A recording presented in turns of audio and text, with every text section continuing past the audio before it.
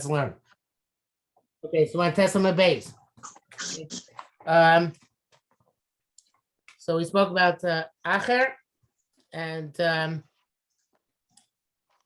we're about to learn about his death. This is the first wide line, at least in actually the old Gemaras on Testament base. At some point, Elisha ben Abiya got sick. Meir, it came to Ray Meir. Harabach Ba'ish. Ba'ish is Aramaic for sick. Okay, so Rabbi, what? if it says his name, does that mean he did tshuva? No, as we shall see. Aza boy Mikvakrite. So he went to he wanted to go visit him. And he found him sick. So I think here Ba'ish means not just sick, but dying.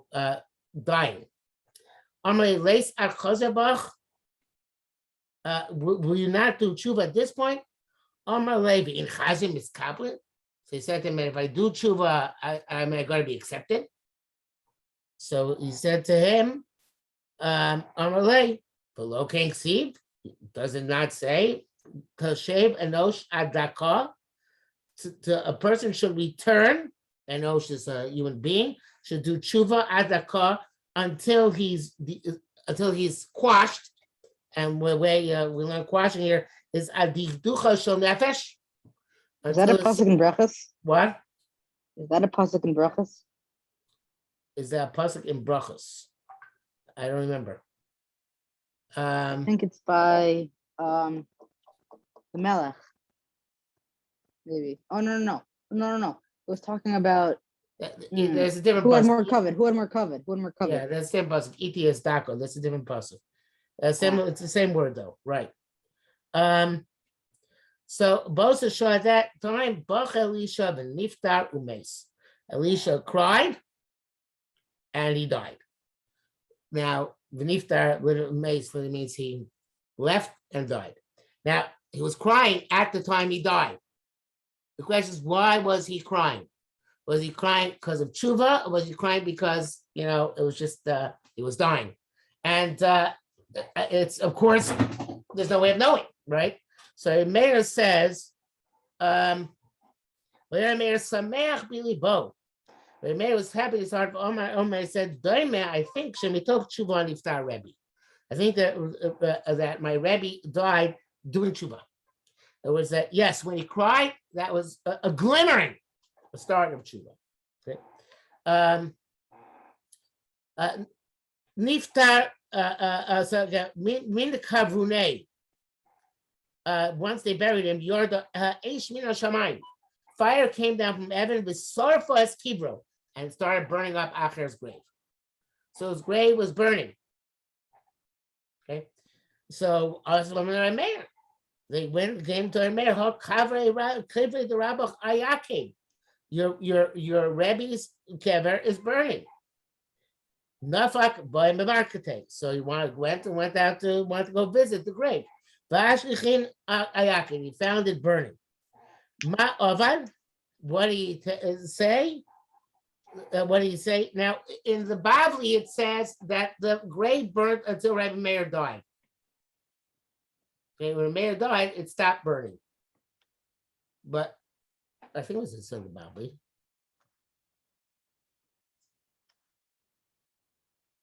Not sure now. It sounds vaguely familiar. Yeah. One second. What is the Chagigah this thing?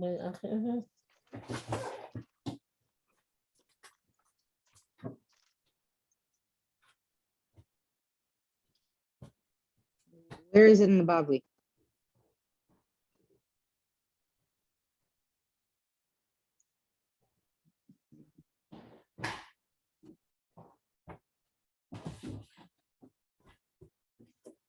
I'm up to the volume with Chagigah now. When did the CM this year? When is the next CM? When's the next CM? Just started Beitza, so we're about a quarter of the way done.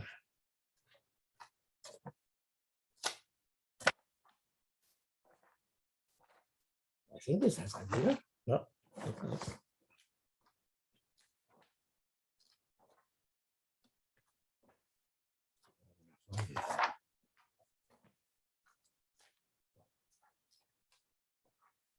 So,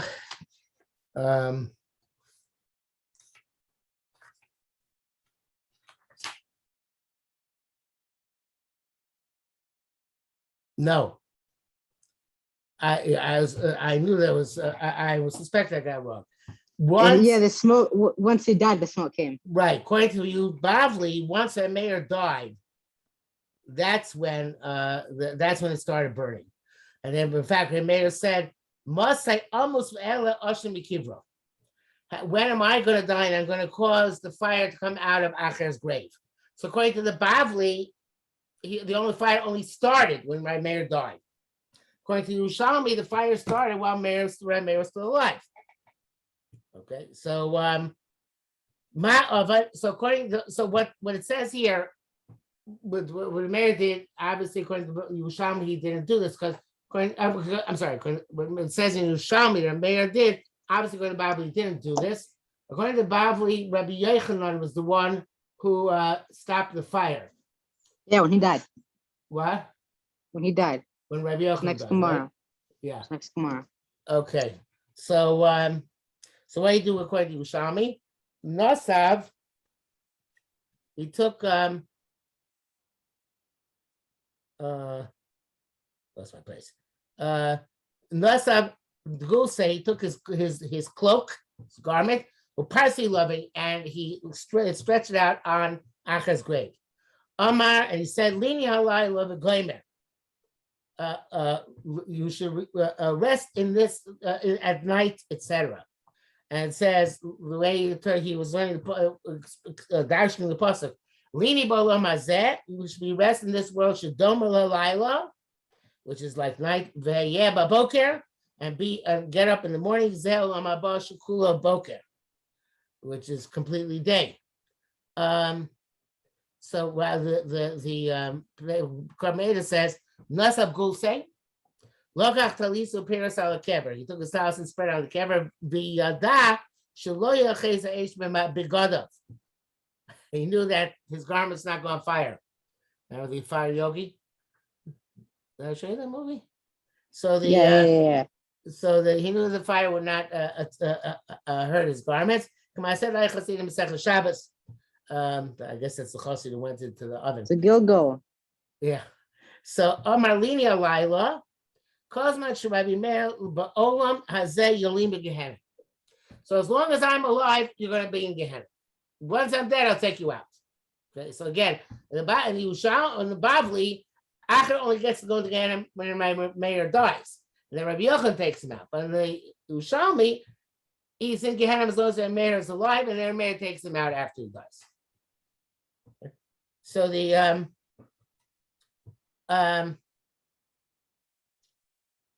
and he's continuing on. This is all continuation of Rabbi Meir's statements. In Galech Tov, Yigal. So that's a Paskin Rus. Well, it says if Tov decides to marry him, fine. In this context, is referring to Hashem who's good. If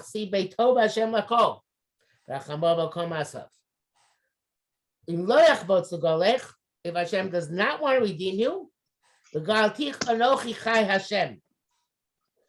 and then I will redeem you. So, in other words, what Meir is saying is that if Hashem wants to redeem Acher on his own as a Midah Rachman, that's great. Otherwise, the schutz that he was the Rabbi Meir, the Meir learned Torah from him, and more than that, was concerned with his welfare after he died. The tzaddikim can have impact on Rishoim if the tzaddikim themselves have tsar, that the Rishoim are suffering. So Kodesh Baruch Hu will take away the suffering of the Rasha, so the tzaddik won't suffer. Got that? So let's say if you have a Rebbe, and he's going to have tsar of his Hasidim are in Gehenna, so then they'll let the Hasidim come out, so the Rebbe shouldn't have tsar. Some people learn the first way. that Rabbi Meir's Torah, because it came from Acher, is a defense attorney for Acher. I'll get Acher again. Other people went the other way, that it would be Rabbi Meir would be in anguish to be in Olam Haba without Acher, so therefore Acher gets uplifted as a result. Okay, you understand two different explanations? Yeah. Okay, so why would Rameir be Acher's attorney, say, then? what? What unless I'm wrong, was one of the explanation was that Rameir would what was the first explanation? First explanation is right. Maybe Since a Rabbi Meir's defense attorney? Torah, okay? Because Torah came from Acher, so therefore, this is like a schus which Acher has, and that schus should take Acher out of Gehenna. The fact that he taught Meir taught so many people after him. Okay, the second is that I say, listen, my Meir says you hold them at tzaddik, and I shouldn't be b'tzar and olam haba. So I'll be b'tzar as long as Acher is not with me. Take Acher up with me. Okay. It's the opposite of the Gemara Makkos. Gemara Makkos says, Rab Shagola Maglin Talmido Imo, Talmud Shagola Maglin Rabo Imo. Here it's saying, Rab She Nigal was uplifted, was redeemed. Talmido Nigal Imo, and Talmud Shenigal, Rabo Nigal Imo. You see that difference? Okay. The Bavli in the Makkos, yes, the Rebbe has suffered the Talmud, or the Talmud the Rebbe. They both have to go to those. They were saying the opposite. When they come to be redeemed, so the Rebbe, if the Rebbe is redeemed, he can redeem the Talmud. And here by Acher, if the Talmud is redeemed by Meir, he redeems the Rebbe, because he says, I don't want to be in Olam Haba without my Rebbe along with me. Yes? Yeah. Okay. So if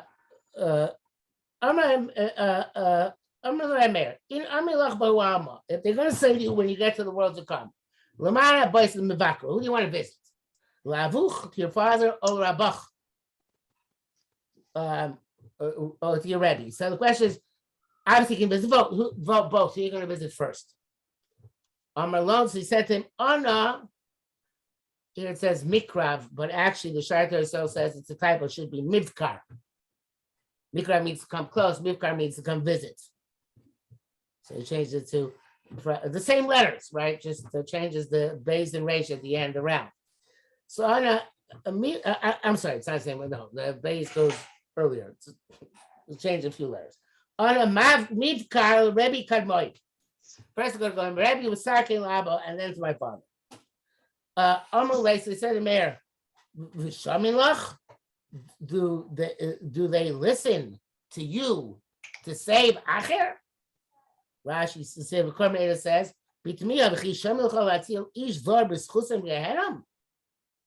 can you save a person who's not your flesh and blood from Gehenna? We learn Bram Mizaka Abba, that a son can get a father out of Gehenna. Even Abba Mizaka Bra, perhaps sometimes that a father get a son out of Gehenna, like David and Melech and Absalom. But we have a low Talmud L'Rav. We never saw a Talmud get a Rebbe out of Gehenna. So they asked him this theological question: how's this going to work? Nachman. What? Nachman. So the that was after this Gemara. So the Amalon, he said, yeah. The low came to did we not learn Mitzilin Tika Sefer Ima Sefer Tika Tefillin but on Shabbos and there's a fire and you're allowed to save a Sefer Torah or save Tefillin. You save also the sack of the mantle, the covering of the Sefer Torah and the sack of the Tefillin together with the Tefillin. Okay, so you don't have to take the tefillin out of the sack. I think you probably can even put it in the sack and then save the tefillin and save the Sefer Torah. So if that's the case, mitzilin leElisha acher is chus Torah. So in the merit of his Torah, Who's Torah? It's not clear, right? So it could be that it's the Torah, that Acher's Torah is going to save him, right? But that's probably not what it means. It means it's close to the Torah, Rabbi Meir. Because Rabbi Meir is like the Tefillin or the Sefer Torah. And Acher, since he taught him Torah, he's like the Tika Sefer, the no less, I should say, than the covering of the Sefer, right? So therefore, he's saved as well. Okay, so this goes like the second shot we said before, really, that Rameir is saying, listen, it's not considered saving me unless you save also my Rebbe with me. It's like saving the tefillin together with the sack of the tefillin. Okay.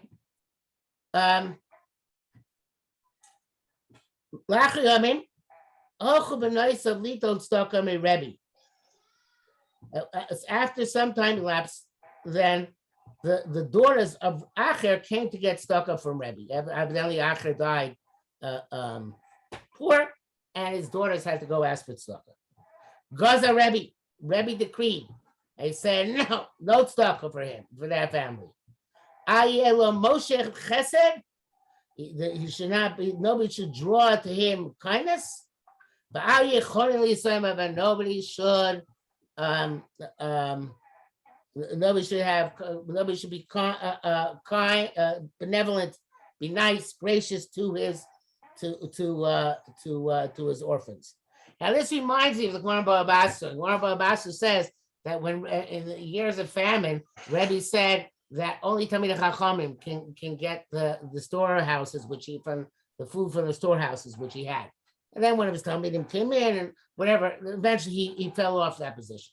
But Rebbe was very selective with whom he gave tzedakah, and he felt Acher was so wicked that part of the punishment he should receive is that his children should not get tzedakah, which is a pretty shocking thing, right? In other words, just because Acher was such a rush, and the children as well, and the daughters came and they said to Rebbe, they said, Amrullah Rebbe, Alta Beit Ma'asav Beit Torah. Interesting. They didn't say to him, "Listen, forget about our father. Give us in our own merit."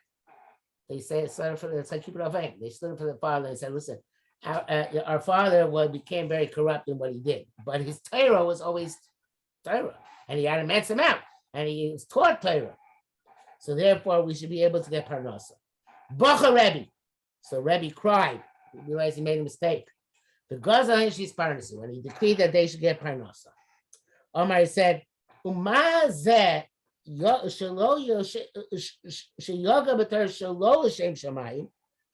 this person Acher who learned Torah not lishma, why not lishma? Because of his father. His father wanted him to learn for covet. He didn't learn Torah lishma. By the way, the other interpretation of Torah lishma, which also could fit to Acher. In other words, he didn't learn L'Shem Shemayim. He didn't learn to become a greater Oved Hashem and to connect to Kodesh Baruch Hu in greater ways. So that's called learning Shlo Lishma.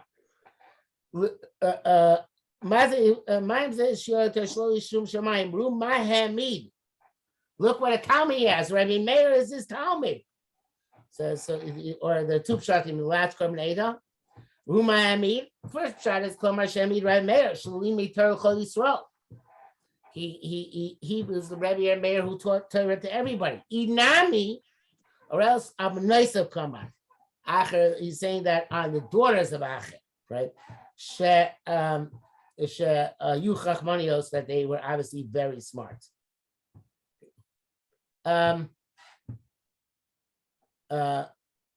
Lezer Shem Bar Sira.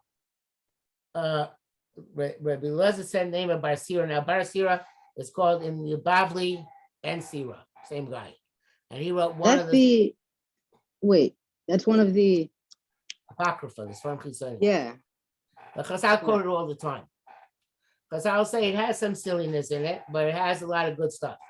And the good stuff in Ben Sira, you're allowed to actually learn, and you're encouraged to learn. The Catholic Church includes Ben Sira in their Tanakh. We don't, obviously. But it was considered to be a somewhat holy and very much insightful. In other words, wise book. What about all the others? Not as much. No, just Ben Sira.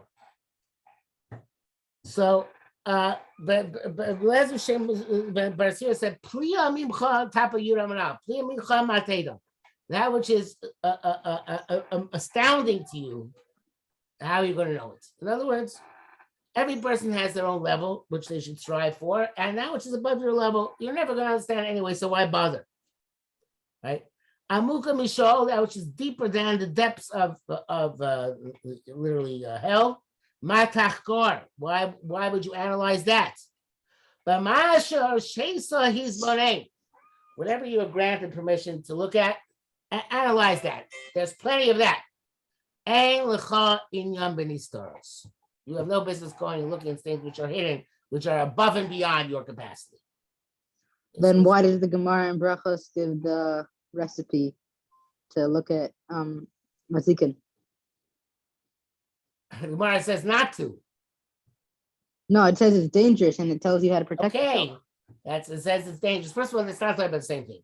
Here it's talking about really going up to levels in Shamayim, like the Arbash Nicholas Paradise, who went in and it was dangerous for them. Right? That's really what we're talking about.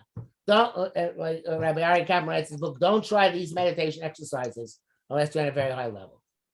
And that's really what's talking about here. It's a separate thing, what did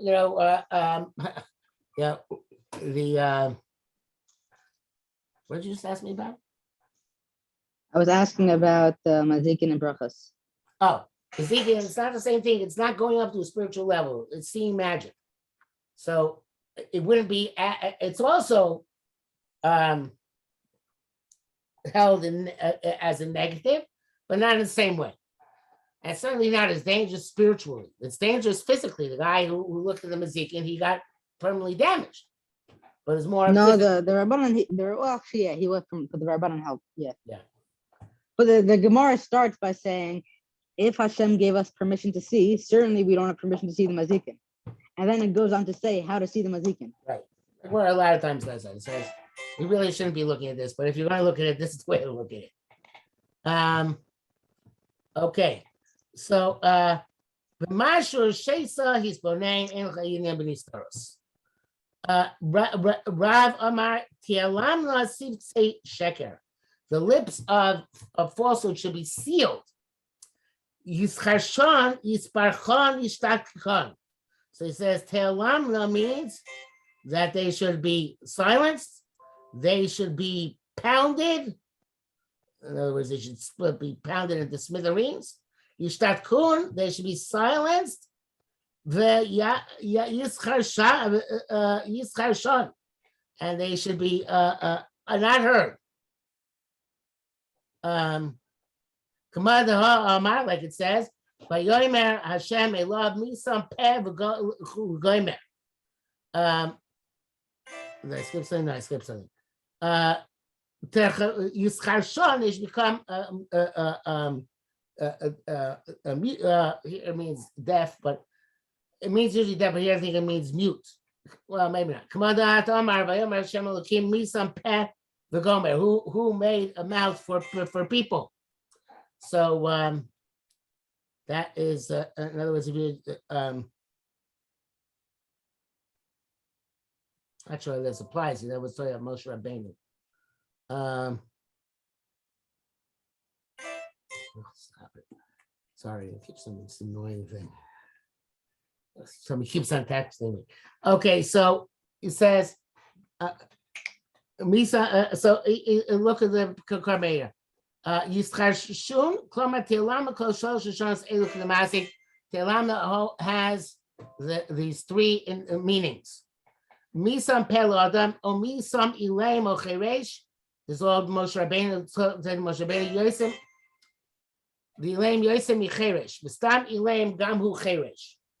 A person who's mute is also usually deaf. Stam cheresh mishnah saying like cheresh in our mishnah she'eno lo meshomeh v'lo medaber, who doesn't talk who doesn't talk and doesn't hear. So the first thing is yishchashon even though it's a deaf mute, it's going on the fact that he can't speak, which is also what the primary meaning of what he lame, Te'olamna Sipsei Sheker, is that it can't speak. So it's saying this, like Moshe Rabbeinu was told, who gave you a mouth? So it means an aluma is a bundle of grain. So according to this interpretation, Te'olamna Sipsei Sheker means they should be overburdened, like people who are harvesting the fields and doing backbreaking labor, and that way that'll be silent. And Yishtat Khan, Kishmuel, they should be silenced.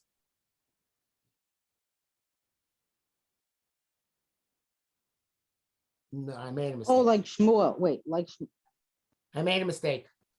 It's like this. Let's go back a minute. Te'olam Sipsei Sheker. Yischarshan, they should become deaf, not silent. Yisparchan, they should be overworked. Yishtakhan, will be silenced. Yischarshan, Kama Amar Vayom Hashem Elam Mi Sam Peh. So we're dashing the word Elaine. The word Elaine, the Aleph, Lamed, Mem are here to a love me in that pasuk. That's going to, and there, so that's what Carmel was trying to explain. Well, that has to do with being not being able to speak. Who gave a person a mouth? What's that to do with being deaf? So the Carmel says because usually the people who can't speak are also deaf in the Gemara. So therefore, we're learning that Te'olamna means to deafen. Because the A love me, that's the Aleph Lam and Mem is like A love me. Yisparchan, how do you know it means to wear out? We bundle bundles, which is back-breaking labor. Aleph Lam and Mem. Yishtakhan, they should be silenced. Kishmuel, because the word Elaine primarily means silence. So all these things are applied to the word Te'olamna. What's the lips that should be silenced? Those who speak about the tzaddik, things which are false. What exactly are these things? He says, they speak about the righteous of the universe, which is HaKadosh Baruch Hu. The atak means that dvarim she'atikmi briosav begaiva ubuz, things which he removed from his creatures. In other words, Maisa Merkava, Maisa Gracious, which he said not everybody should learn. So somebody who comes and starts learning and teaching like Kabbalah Center, their mouths should be shut, they should be crushed, and so on and so forth. Because he's saying things that Tikmios be remove them from his creatures, except for Yechidei school, especially unique people. The guy of Obuz is the part next to a pasuk. Zeshim is Guy Lamar, Anidor Shemaisa Bracious, right?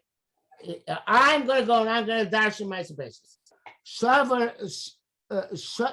Shahu Kimaga. And what is this word? Read this word here. Kimaga'eh. It's actually has even though it's ayin, it's supposed to be an aleph. It's saying he might be proud of what he's doing, but ain't no element of that. He's really degrading. In other words, if you're not a person who's on a high level, you have no business speaking about Maisa Merkava or Maisa Precious. If you do, you're just being about Gaiva, and you're being mevazeh. You thought you were being about Gaiva in a positive sense. You're a holy man. No, you're degrading and debasing the Torah. You got that? Yeah. Doesn't sound right. Again, it says bows, when the pasuk says begaivo bows, that what you're doing to be proud of yourself, you should know that you are being mevazeh the Torah by learning things that you're not supposed to be learning because you're not on that level. Okay, I think we'll stop here because I have to go to Mincha. Thank you for your patience. Okay, we'll talk about it next week. Thank you, Rabbi. Okay, we'll be in touch.